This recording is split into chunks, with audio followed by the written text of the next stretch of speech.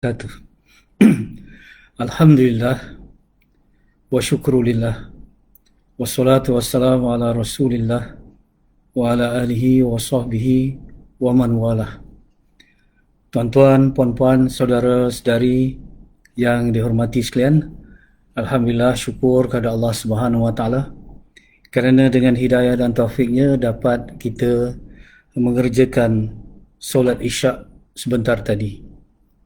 Kita dapat solat Isyak bukan kerana kita sihat, kerana ada orang yang lebih sihat daripada kita tetapi tidak dapat sujud dan rukuk kepada Allah. Bukan kerana ada masa lapang, kerana ada orang yang lebih lapang masanya daripada kita tetapi tidak diizinkan untuk solat. Kita mampu untuk solat kerana hadiah daripada Allah, kerana hidayah dan taufik daripada Allah Subhanahu wa taala.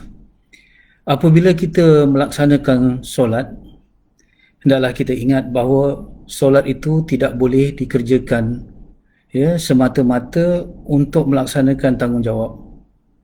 Sebaliknya, solat itu perlu dilaksanakan benar-benar untuk memberi kesan dalam kehidupan kita.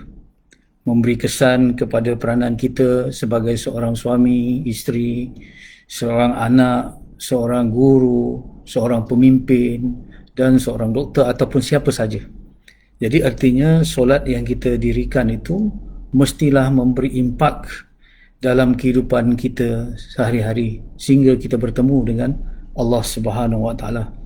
Sebab itu kita bukan dikehendaki semata-mata melaksanakan solat, tetapi solat itu hendaklah benar-benar kita dirikan, insya-Allah, supaya ada khusyuk, dan juga insya-Allah daripada situ kita akan dapat membina satu kehidupan yang lebih baik daripada apa yang dilalui oleh orang-orang yang tidak solat. Artinya walaupun dilaksanakan solat itu semata-mata, itu bukanlah alasan untuk kita rasa senang hati, rasa tenang, bukan. Orang-orang salafus salih yang terdahulu daripada kita, apabila mereka sebaik saja mereka dapat mengerjakan solat, mereka istighfar, minta ampun pada Allah, bukan atas dosa-dosa yang mereka lakukan sebelum mereka melaksanakan solat, bukan kerana dosa siang tadi, bukan kerana dosa pagi tadi atau tengah hari tadi, tetapi mereka lebih gerun atas dosa-dosa yang mereka lakukan di dalam solat itu sendiri. Jadi sebab orang yang solat juga diancam oleh Allah dengan neraka wil. Jadi kalaulah kita solat bukan dengan penghayatan yang sebenar-benarnya, daripada solat itu bukan saja tidak menjana kebaikan, bahkan kita akan insya-Allah jatuh dalam azab yang pedih, itu neraka wil. Begitu juga puasa. Puasa, apabila kita laksanakan puasa, bukan semata-mata kita kerjakan puasa. Kerana ramai orang yang berpuasa hanya dapat minal ju' wal atash, ataupun hanya dapat lapar dan dahaga saja. Puasa itu tidak menjamin ataupun tidak membina takwa. Jadi inilah yang kita risaukan, sebab kita mengharapkan benar-benar solat kita akan memberi impak kepada perubahan diri kita, hingga dengan itu kita mampu untuk mencegah kemungkaran. Sama ada kemungkaran itu berlaku pada diri kita sendiri, ataupun pada keluarga kita, ataupun dalam masyarakat. Kita kena ingat firman Allah Subhanahu wa taala yang menegaskan, innas solata tanha 'anil fahsya'i wal munkar. Sungguh solat itu mencegah daripada fahsya' dan munkar. Fahsya' itu adalah kejahatan-kejahatan yang bersumberkan daripada seks, zina, benda aurat, pergaulan bebas, liwat dan sebagainya, itu fahsya'. Manakala mungkar ialah kejahatan-kejahatan yang lain, seperti mana minum arak, seperti mana berzina, seperti mana kita melaksanakan, na'udzubillah, kemungkaran-kemungkaran seperti rasuah, dan lain-lain. Jadi kalau solat ini benar-benar dilaksanakan, dia akan ada kesan spiritual. Pertama, ibadah ritual kita seperti mana solat, puasa, iaitu yang kita lakukan berulang kali ini dikatakan ibadah ritual kita. Kalau ibadah ritual ini kita laksanakan sungguh-sungguh, dia ada kesan kepada pembinaan spiritual kita. Spiritual kita ialah soal kerohanian kita. Ya, yang mana apabila kita melaksanakan solat, puasa, dan haji ataupun lain-lain tu berulang-ulang, maka dia akan memberi kesan kepada hati kita, yang mana hati kita lebih cinta kepada Allah, lebih takut kepada Allah, lebih malu kepada Allah, rasa haibahnya Allah, subhanallah. Kita akan rasa kebesaran Allah, kita nak mentaati Allah, menjauhi perintah-perintah, menjauhi larangan-larangan Allah Subhanahu Wa Taala. Dia mesti ada impak spiritual daripada nilai spiritual itu, daripada nilai ritual itu mesti memberi impak kepada nilai spiritual kita, ya, soal hati kita tambah baik. Jadi ibadah yang kita lakukan walaupun soal lahiriah, tetapi dia mesti mempunyai impak kepada hati kita. Bila hati kita terbina dengan nilai-nilai spiritual, dia akan memberi kesan pula kepada nilai-nilai sosial kita. Kita dengan manusia akan bertambah baik. Ya? Sebab itu dalam Islam ada dua hubungan yang kita perlu jaga. Pertama, hablum minallah. Yang kedua, hablum minan nas. Jadi orang yang paling akrab dengan Allah, dia jugalah orang yang intim dengan manusia. Maksudnya begini, ya. Kalau kita semakin tinggi nilai spiritual kita, maka semakin tinggi juga nilai sosial kita dengan manusia yang lain. Artinya, kalau sembahyang kita ini membina nilai-nilai spiritual, dan insya-Allah orang yang solat juga, orang yang sembahyang juga, dia akan baik dengan manusia, dia akan berkasih sayang dengan manusia. Kalau dia salah, dia mudah minta maaf. Kalau orang minta maaf, dia mudah memaafkan. Dia bersifat pemurah, dia akan membantu manusia, atau dia akan bersedekah. Maksudnya, hablum minallah, ya, dan hablum minan nas itu tidak dapat dipisahkan. Sebab itu dikatakan buah kepada ibadah ialah akhlak yang tinggi. Jadi kita tidak boleh menerima ada orang yang kuat solat tetapi pada masa yang sama kuat juga mengumpat. Ini tidak boleh diterima oleh Islam, ya. Orang yang jaga solat tetapi tidak cakna dengan pelaksanaan kerjanya, dia culas, dia curi tulang dan sebagainya, tidak. Orang yang menjaga hubungannya dengan Allah akan memberi satu kesan yang sangat baik kepada hubungannya sesama manusia, ya. Dia akan berbakti dengan manusia dengan baik dan sebagainya. Sebab itu kalau kita nak berfikir sebentar, ya, supaya kita tahu bagaimana nilai-nilai ibadah kita yang kita laksanakan selama ini kadang-kadang terpisah. Saya ingin membawa satu cerita yang terkenal dalam buku-buku yang ditulis oleh pakar-pakar motivasi, psikologi. Ya, kita boleh ambil yang baik ini, kita saring, iaitu cerita kucing di kuil ashram. Kucing di kuil ashram ini, dia ceritanya ialah ada seorang ketua SAMI di sebuah kuil yang besar. Dia memelihara seekor kucing. Kucing kesayangannya ini sentiasa mengganggu apabila ketua SAMI ini nak menyembah berhala yang paling besar di rumah itu, di rumah berhala itu, di kuil itu. Jadi setiap ketua SAMI nak menyembah berhala ini, kucing ni akan datang mengganggu ke kakinya dan sebagainya, mengeluh-ngeluh dan sebagainya. Jadi konsentrasinya terganggu. Bila konsentrasinya terganggu, apa yang dia buat ialah dia ambil kucing kesayangan itu, dia ambil tali dan diikat pada tiang di tengah kuil itu. Begitulah setiap kali ketua SAMI apabila dia nak menyembah berhala itu, kucingnya akan diikat pada tiang. Lama kelamaan, ya, ketua SAMI itu mati, diganti dengan ketua SAMI yang baru. Tetapi kucing belum mati. Ya, apa yang dibuat oleh ketua SAMI yang baru ini, kucing yang sama akan diikat, ya, pada tiang setiap kali dia nak menyembah berhala di dalam kuil itu. Lama kelamaan, ya, kucing itu pula mati. Maka dicari satu kucing lain yang ketua SAMI ini akan ikat kucing itu di tiang dan dia akan pergi menyembah berhala di tengah kuil itu. Lama kelamaan berpuluh-puluh tahun kemudian terjadilah ritual dalam agama ini. Setiap kali ketua SAMI nak menyembah berhala, mesti cari seekor kucing untuk ditambat pada sebuah tiang itu. Jadi kita faham apa maksud cerita itu, ya. Artinya orang-orang yang kemudian sudah tidak tahu apa makna di sebalik satu perbuatan ritual yang dilakukan oleh orang yang terdahulu. Jadi seperti mana yang terjadi pada Ketua Samit itu, begitulah kadang-kadang juga, minta maaf ya, terjadi kepada umat Islam, yang mana apabila kita melaksanakan ibadah-ibadah ritual ini, kita sudah tidak faham apa falsafah di sebaliknya, apa tujuan di sebaliknya.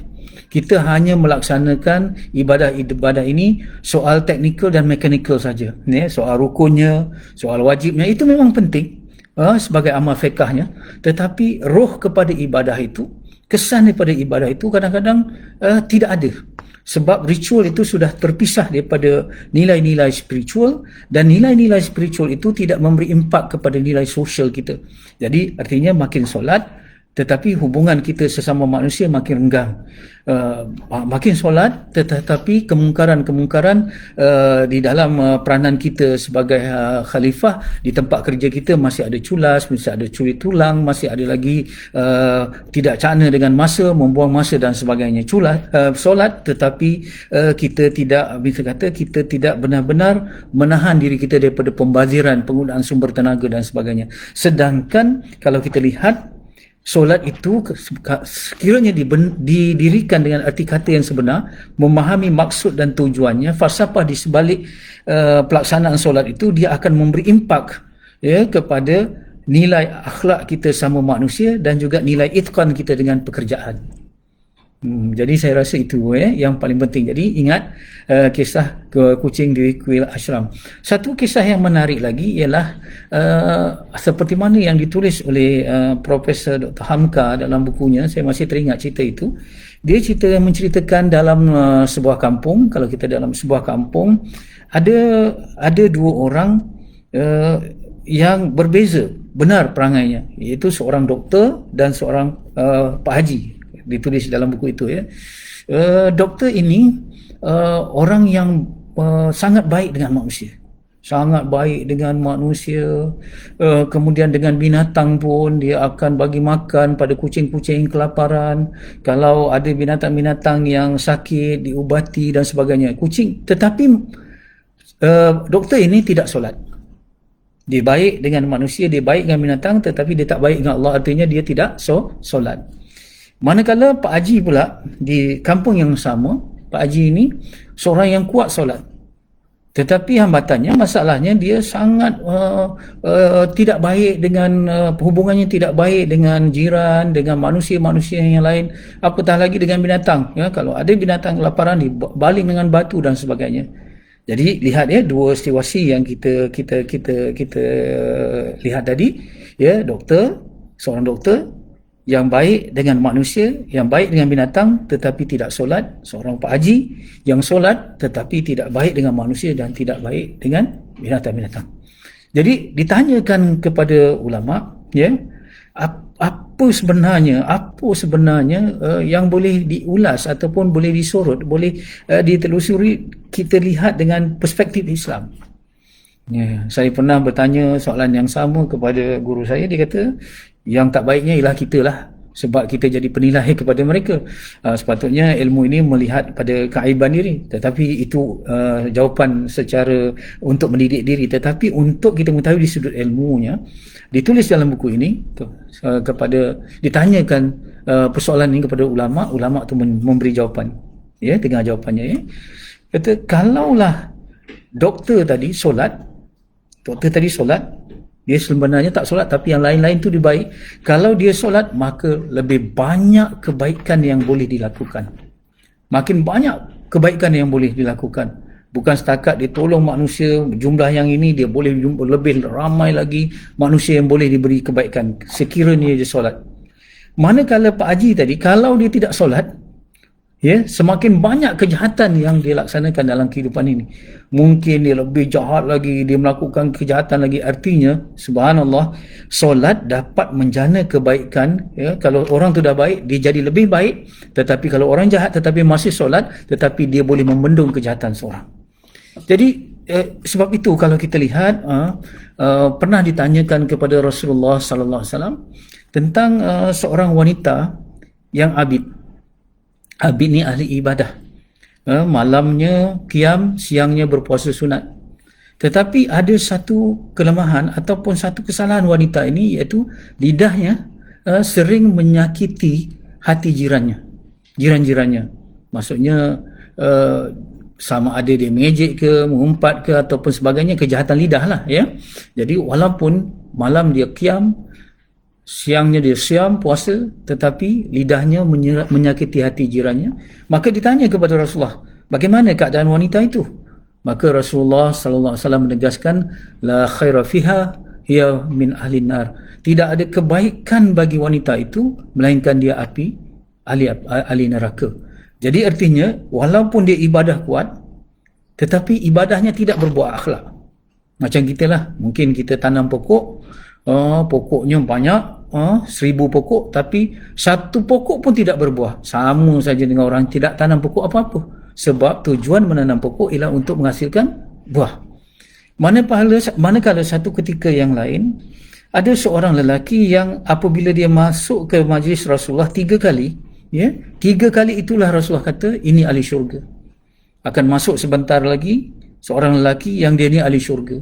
Jadi 3 kali dia masuk, ya, 3 kali orang yang sama. Maka seorang sahabat, ya, ada mengatakan sahabat ni bernama Abdullah bin Umar, dia mengatakan bahawa dia nak selidik, dia ada ribtah, dia ada cemburu yang baik, ya.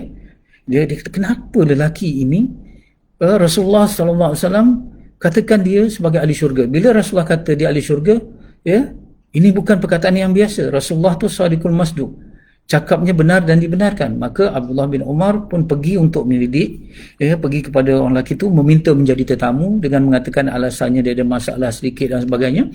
Maka dia diterima sebagai tetamu, dan 3 hari itulah Abdullah bin Umar melihat bagaimana ibadah lelaki tersebut.